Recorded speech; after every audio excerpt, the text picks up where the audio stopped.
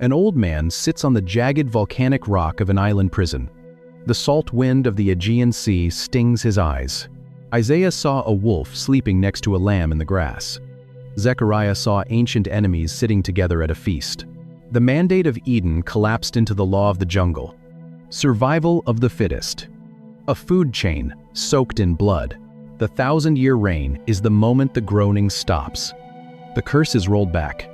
The hostility is erased. The food chain is completely dismantled. This is what Basiluo looks like when it hits the ground. When the resurrected saints govern alongside Christ, they are not just managing human geopolitical systems. They are overseeing the healing of the ecosystem itself. They are watching the original parameters of creation rush back into the physical world.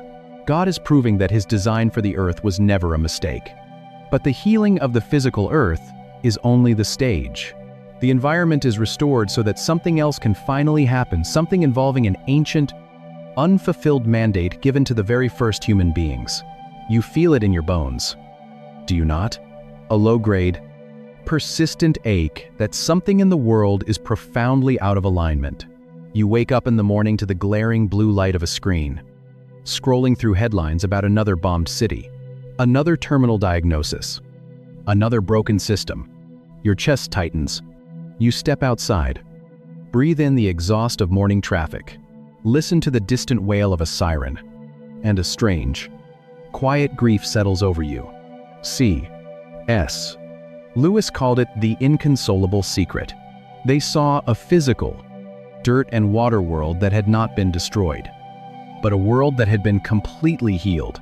It is the profound nostalgia for a home you have never physically visited. We spend billions of dollars on movies and virtual realities, trying to simulate a world where justice reigns, where sickness is cured, where nature is in perfect harmony with humanity. We are collectively haunted by a phantom Eden. Your longing for that world is not a psychological coping mechanism. It is a biological memory. You were engineered for a world that does not currently exist. When God placed the first humans in the garden, he gave them a mandate: to rule, to subdue, to expand the borders of that flourishing paradise out into the wild. Untamed earth. The dirt was supposed to respond to their hands. Work was designed to be deeply satisfying, without the agonizing friction of thorns and thistles. But we surrendered the keys to a serpent, and the earth has been fighting us ever since. Right now, your labor feels like a battle. You pour your energy into a career, into raising children, into fixing what is broken, and you are met with endless resistance. The soil yields thorns. The systems corrupt. The body breaks down. You go to sleep exhausted, knowing that tomorrow the friction will begin all over again. The millennium is the moment the keys are finally handed back. This is why a physical, 1,000-year reign on the earth is so vital to the biblical story. If God simply raptures his people, most people assume the 1,000-year reign of Revelation 20 is just an eschatological puzzle. They read the text like a cryptic calendar, into an ethereal cloud, and leaves the physical earth as a burning cinder. The original mandate of humanity is left hanging in the void. It means humanity failed. And God had to scrap the project. God does not scrap his projects. The 1,000 years is the promised window, where you actually get to do what you were originally built to do. When you reign with Christ, you will not be floating. You will be cultivating. You will be building culture, organizing society, and stewarding a physical creation that finally cooperates with your touch.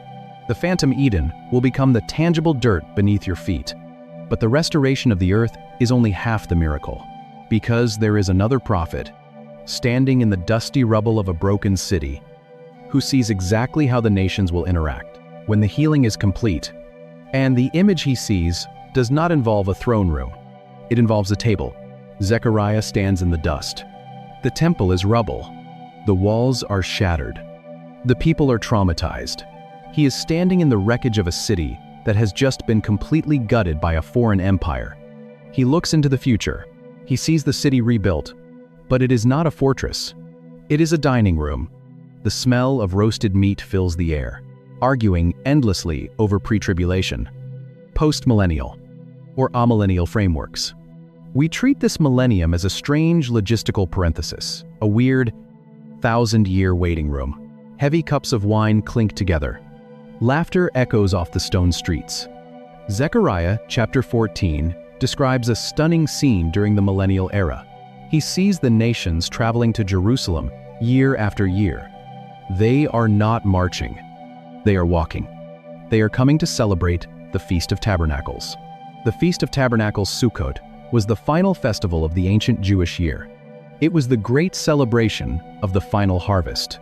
It was a time of immense joy, where people lived out in the open, under branches, remembering that God dwelt with them in the wilderness. But look closely at who is sitting at this millennial table. Zechariah writes that it is everyone who survives of all the nations that have come against Jerusalem. The people who built the siege ramps, the people who burned the gates, the people who swung the swords. They drop their weapons. They pick up bread. They sit down. The Egyptian sits next to the Israelite. The Assyrian breaks bread with the Jew. The Roman soldier drinks wine with the martyr, the victim, and the oppressor. Both completely healed, sit under the exact same canopy. The heavy iron weapons that defined their history have been melted down into farming tools. They marched. They conquered. They bled. Now, they eat. They laugh. They rest. The millennium is not a geopolitical summit. It is a family reunion. God has to manage before he can finally get to the good part and create the new heavens and the new earth. When the dragon is locked in the abyss, the intoxicating drug of tribalism finally wears off. The artificial, blood-soaked lines drawn on our maps dissolve. The 1,000-year reign proves that other human beings were never the actual enemy. We were hostages. And when the hostage taker is removed, the hostages look across the table and realize they are brothers. This is the ultimate ingathering of the nations.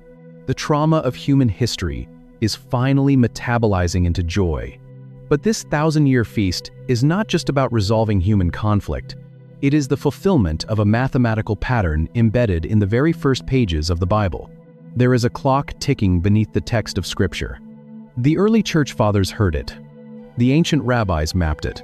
They looked at the very first page of Genesis, read the account of creation, and they noticed a mathematical rhythm.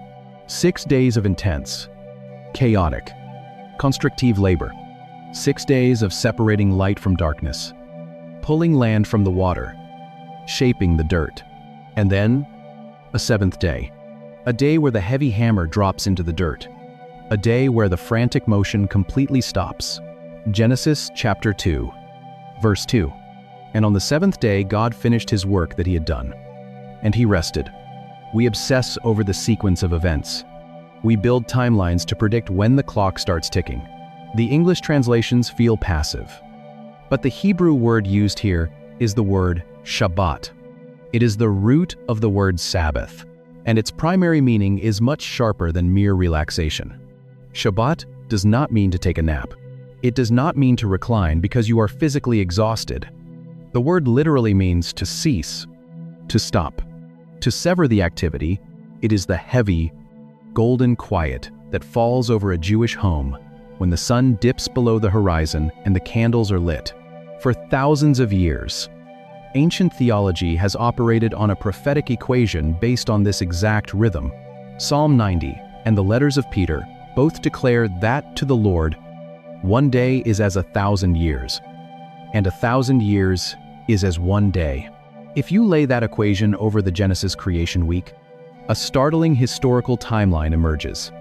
6 days of work, 6,000 years of human history, 6 millennia of empire building, of bloodshed, of pulling resources from a stubborn earth, of fighting the endless friction of the curse, 6,000 years of the accuser pacing back and forth across the globe.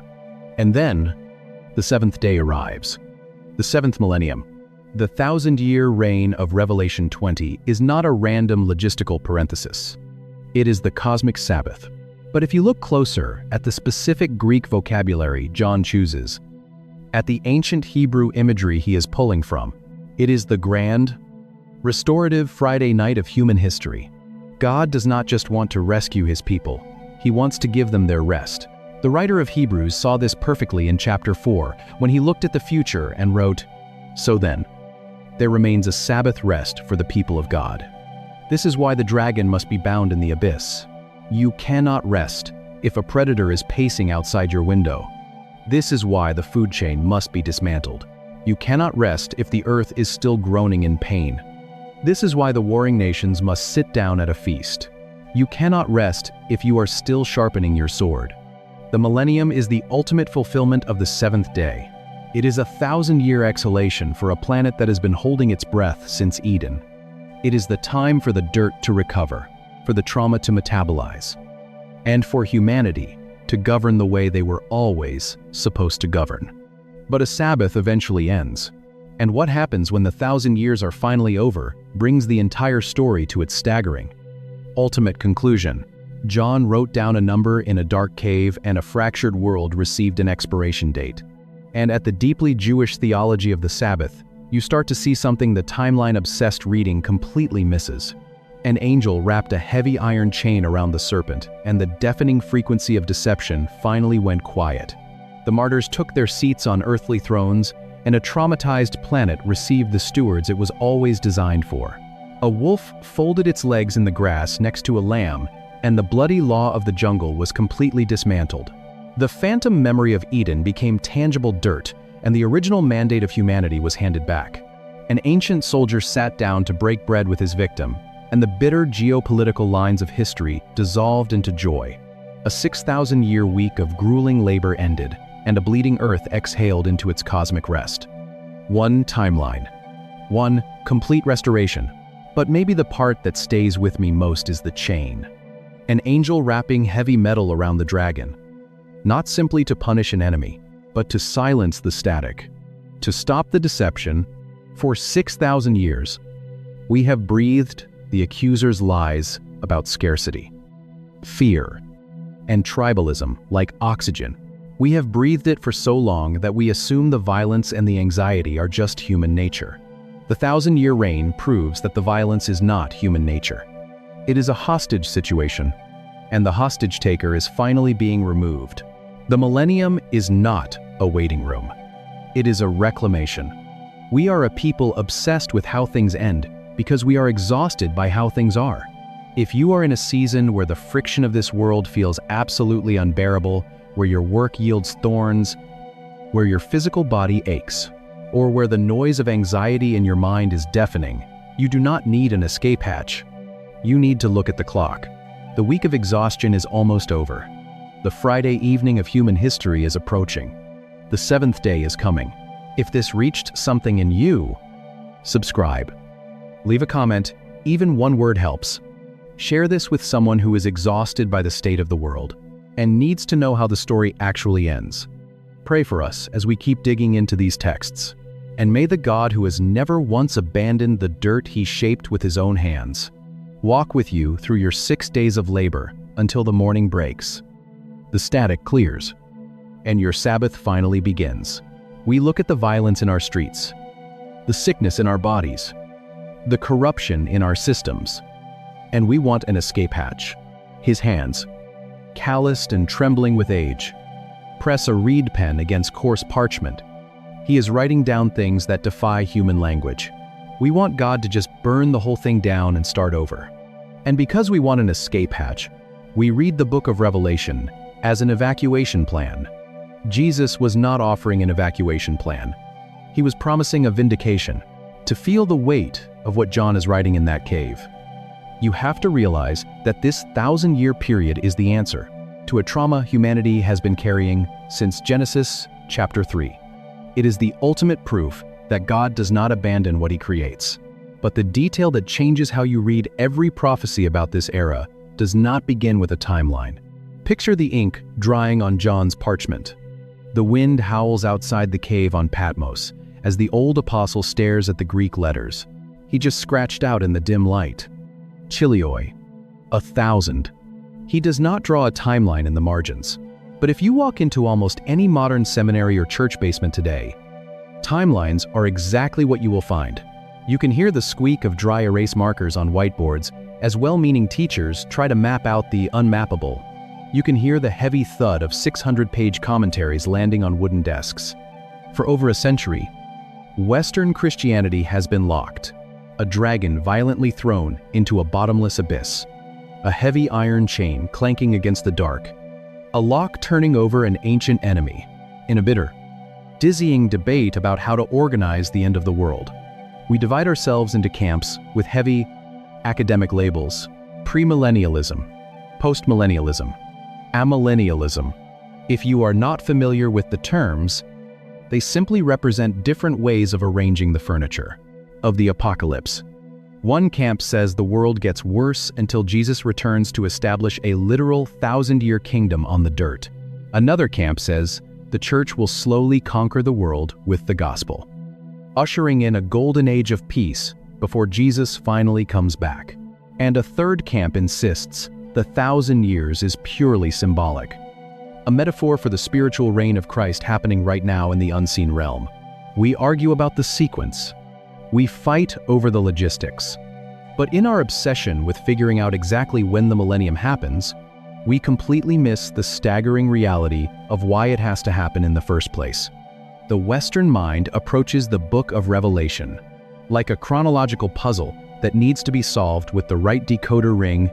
We assume that if we can just align the geopolitical headlines of our day with the terrifying imagery of John's visions, we will finally understand what God is doing. We treat the physical earth like a condemned building, a sinking ship that God is simply managing until he can finally evacuate the righteous. And then, he writes down a duration: 1,000 years. He writes it 6 times in the span of 7 short verses, and burned the whole thing to the ground. The millennium is not a logistical waiting room. It is a theological necessity. To the ancient Jewish mind, salvation was never about escaping the physical world to float on ethereal clouds in an immaterial heaven. The God of Genesis chapter 1 called the physical dirt the flowing water, and the biological bodies of his creation very good.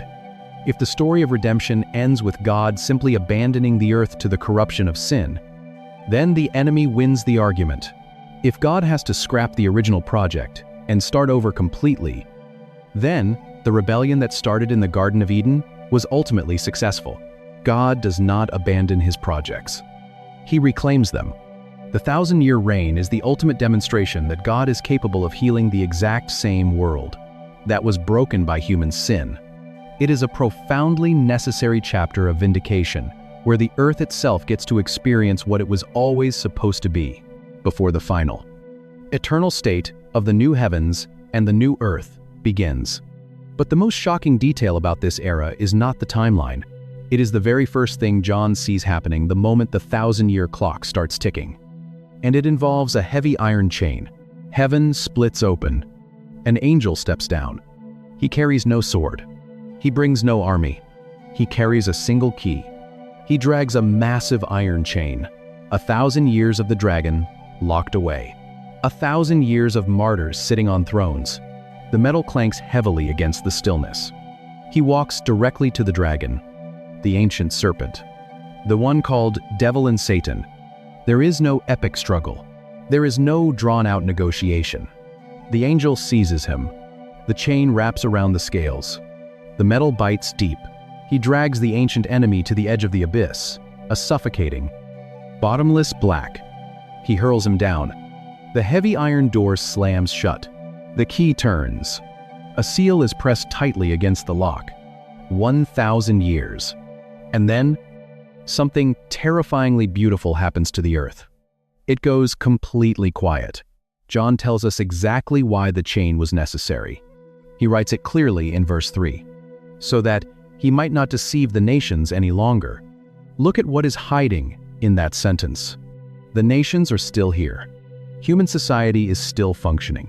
The dirt and the oceans and the cities are still standing. But the static is gone. Since Genesis chapter 3, humanity has never known a single 24-hour period without the accuser's voice.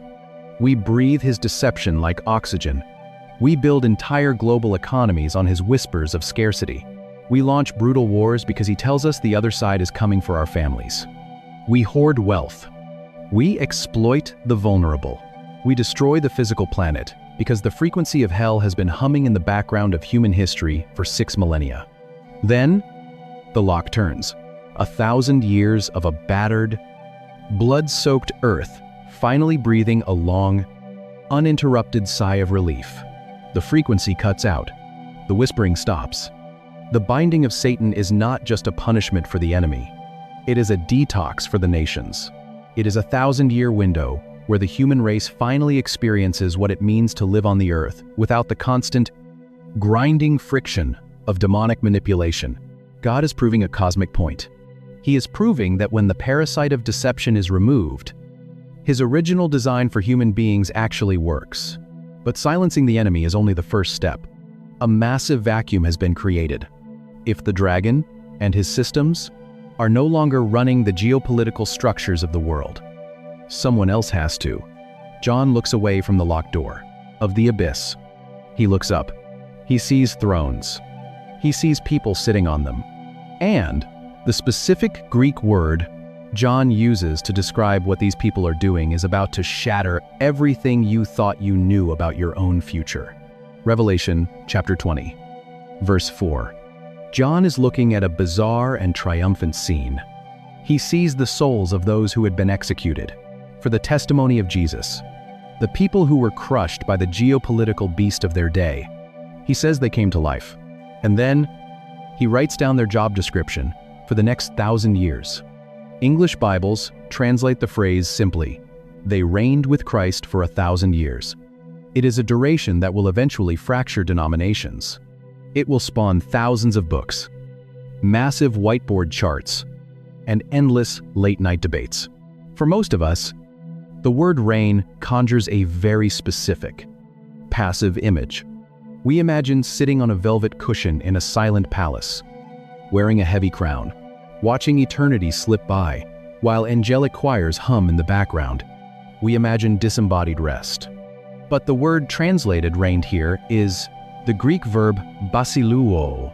It comes from the root noun basileus, meaning a king or a sovereign. But in the Greco-Roman world of the 1st century, to basiluo was not a passive state of existence. It was a fiercely active verb. To a Roman citizen, a ruler did not just sit in a chair. A ruler organized agriculture. A ruler built aqueducts to bring fresh water into diseased cities. A ruler established courts of justice and structured society for human flourishing. It was hands-on. Sweat and dirt governance. If realizing how the original Greek completely shifts these ancient promises is stirring something inside you, you're exactly who this channel is for. Drop a thought in the comments and hit subscribe. Because every week, we go deeper into the text than you knew was possible. So John watches them step into their new authority.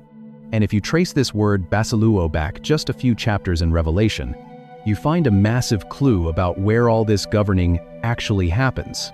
In Revelation chapter 5, John hears the elders in heaven singing a song about these exact same redeemed people.